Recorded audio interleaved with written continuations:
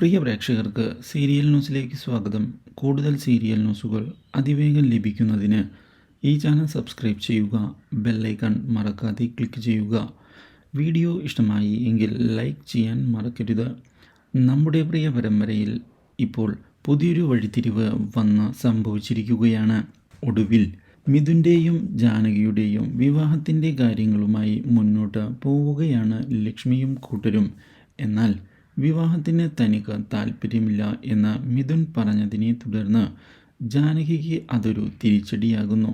ഇതോടെ മിഥുനോടുള്ള തൻ്റെ മനസ്സിലെ പ്രണയം മറച്ചു വയ്ക്കുന്നതിന് തയ്യാറാകുന്ന ജാനകി ഇനി തനിക്കും ഈ വിവാഹം വേണ്ട എന്നുള്ള നിലപാട് അറിയിച്ചത് മിഥുനും തിരിച്ചടി ആയിരിക്കുകയാണ്.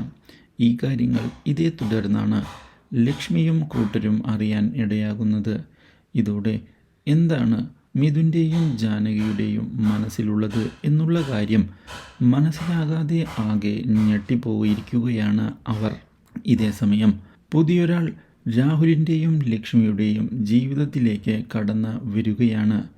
രാഹുലിൻ്റെ അന്വേഷണം പുതിയൊരു ദിശയിലേക്ക് കടക്കുകയും ഇതേ തുടർന്ന് തെളിവുകളെല്ലാം ആരോ മനഃപൂർവ്വം നശിപ്പിക്കുന്നുണ്ട് എന്നുള്ള കാര്യം മനസ്സിലാക്കുന്ന രാഹുൽ ഈ കാര്യം ലക്ഷ്മിയെ അറിയിക്കുകയും ചെയ്തിരിക്കുകയാണ്.